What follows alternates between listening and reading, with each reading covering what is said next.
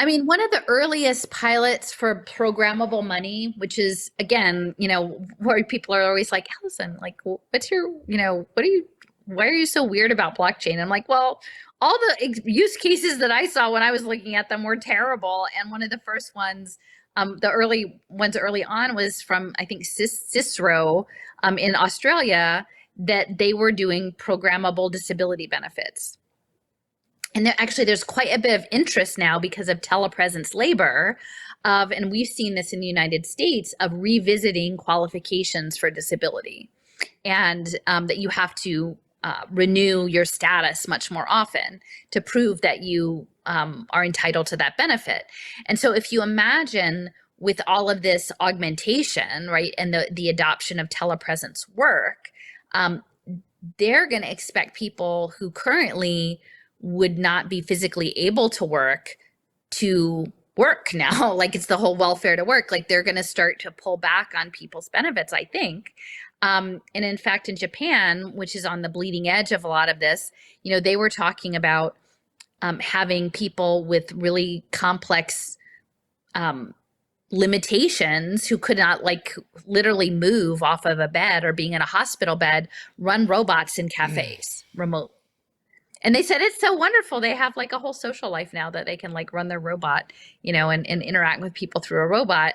And again, this is all dual use. So on the one hand, yeah, there may be ways in which telepresence robots could enhance the quality of life of people who, had really serious limit restrictions due to their disability on mobility.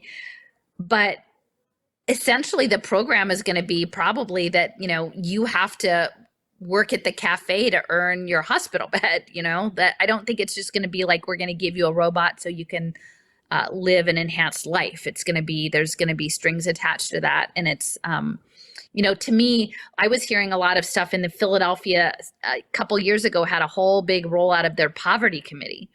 And nobody was talking about the fact that the wages for the top growth jobs were topped out at like $12 an hour.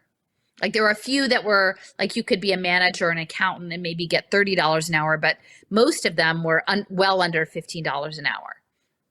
And so, but they weren't going to talk about the gig economy or the economics, like when they're talking about things like housing insecurity. They just talk all the way around it. And then you would hear things like, well, we have to retrain all of the elderly to do all of this technology work. And I'm thinking, well, if we're setting up the fourth industrial revolution that's displacing everyone out of jobs, why do elderly people have to do that? They shouldn't have to do that. Like, if the robots are doing the work, right? Like, none of it starts to make sense unless you understand that. I think in many respects that the platforms that we're going to be on are teaching the AI. And so they're not going to give the elderly jobs, but they're going to put them in wearable technology and make them fake like they're learning stuff, for these impact markets and to get the data. It's crazy.